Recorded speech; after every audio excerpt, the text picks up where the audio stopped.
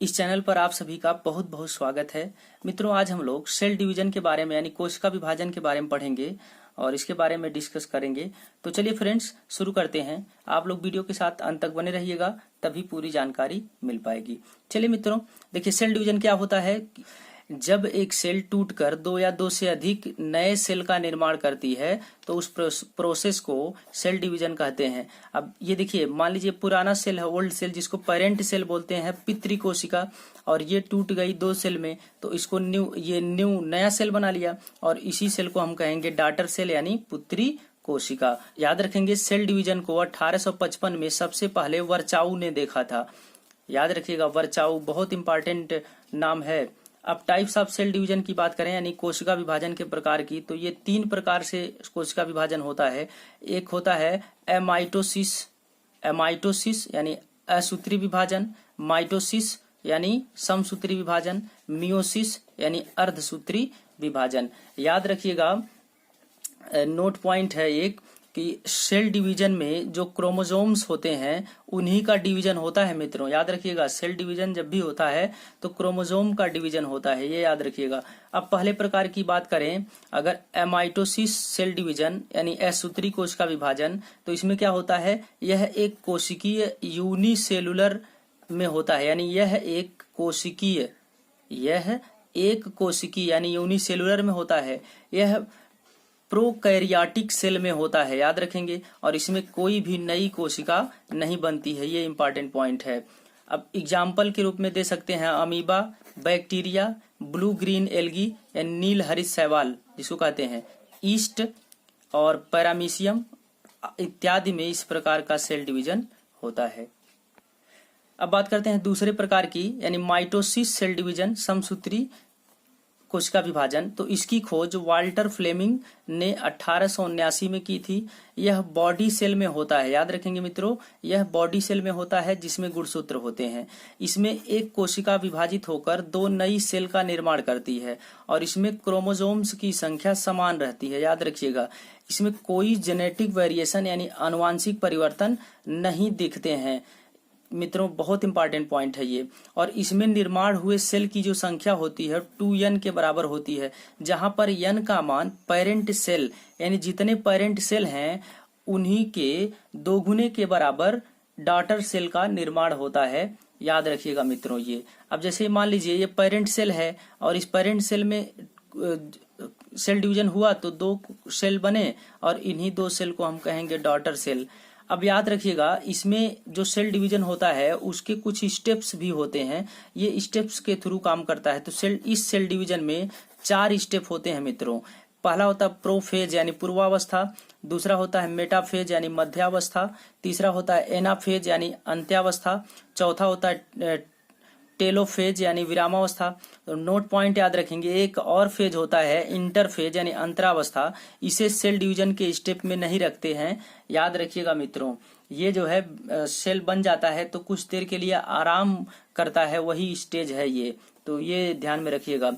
अब बात करते हैं पहले प्रकार की यानी प्रोफेज की, पूर्वावस्था की। यह सेल डिवीजन की प्रारंभिक अवस्था है। इस अवस्था में सेल मेम्ब्रेन और न्यूक्लियस मेम्ब्रेन विलुप्त हो जाते हैं, याद रखिएगा मित्रों। इस अवस्था में सेल मेम्ब्रेन और न्यूक्लियस मेम्ब्रेन जो होते हैं वो विलुप्त हो जाते हैं। चलिए अब बात करते हैं मेटाफेज की, मध्यावस्था की। तो इसमें क्रोमेटिन नेटवर्क सिकुड़कर क्रोमोसोम्स में चेंज हो जाती है और क्रोमोसोम विभाजित होकर 2 अलग न्यूक्लियस का निर्माण करती है। याद रखेंगे, मेटाफेज जो है यह सेल डिवीजन की सबसे लंबी अवस्था है। देखिए मान लीजिए सेल है, ये क्रोमेटिन नेटवर्क बना लिया। अब क्रोमेटिन नेटवर्क सिकुड़कर क्रोमोसोम्स बना लिया और ये क्रोमोसोम्स 2 पार्ट में टूट गए हैं, फिर ये क्रोमेटिन नेटवर्क के रूप में परिवर्तित हो गए हैं, ये याद रखिएगा।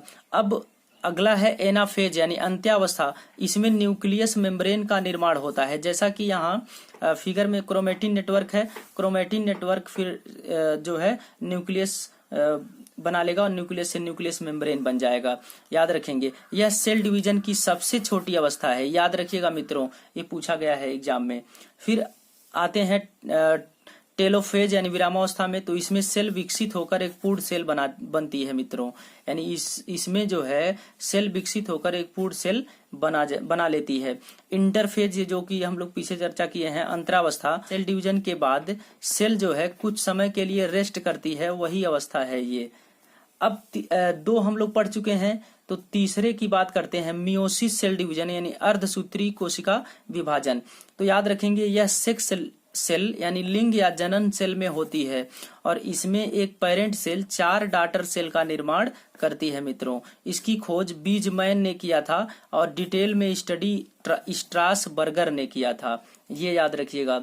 और इसमें निर्माण हुए सेल की जो संख्या होती है वो 4n के बराबर होती है, जहां पर n का जो मान है वो पेरेंट सेल की संख्या है। इसमें याद रखिएगा मित्रों, इसमें गुणसूत्रों की संख्या आधी हो जाती है, ये बहुत इंपॉर्टेंट पॉइंट है। इसमें गुणसूत्रों की संख्या आधी हो जाती है और इसमें जेनेटिक वेरिएशन देखा जाता है मित्रों, याद रखिएगा। इसमें जेनेटिक वेरिएशन यानी आनुवांशिकी परिवर्तन देखा जाता है।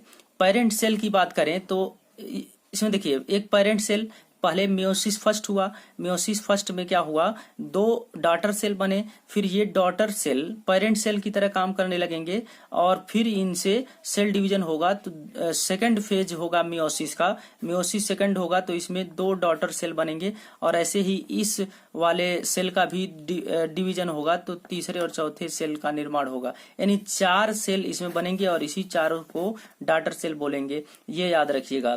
अब इसके बाद हम लोग बढ़ते हैं स्टेप, इसके 2 स्टेप होते हैं, तो याद रखिएगा मियोसिस फर्स्ट और मियोसिस सेकंड। मियोसिस फर्स्ट में वही prophase first, metaphase first, anaphase first और टेलोफेज फर्स्ट। फिर मियोसिस सेकंड में आपका जो है prophase second, metaphase second, anaphase second और टेलोफेज सेकंड होता है। एक नोट पॉइंट याद रखिएगा, मियोसिस की सबसे लंबी अवस्था प्रोफेज फर्स्ट है, ये ध्यान रखिएगा। तो मित्रों, क्लास कैसा लगा आप कमेंट बॉक्स में कमेंट करके जरूर बताइएगा और आपके कमेंट का हमें बहुत बहुत इंतजार रहेगा। तो उम्मीद करते हैं क्लास आपको पसंद आ रहा होगा, तो लाइक शेयर सब्सक्राइब करते रहिए मित्रों। आगे हम लोग न्यूट्रिशन वाले चैप्टर की चर्चा करेंगे, यानी ह्यूमन न्यूट्रिशन, मानव पोषण की, जो कि बहुत इंटरेस्टेड और बहुत इंपॉर्टेंट पार्ट है किसी भी एग्जाम के लिए। तो आप लोग चैनल पर बने रहिए और लोगों को जोड़ने का काम करिए मित्रों, और ज़्यादा से ज़्यादा इसको शेयर करिए, सब्सक्राइब कराइए, आपका ये दायित्व है। मिलते हैं अगले वीडियो में, तब तक के लिए बहुत बहुत धन्यवाद।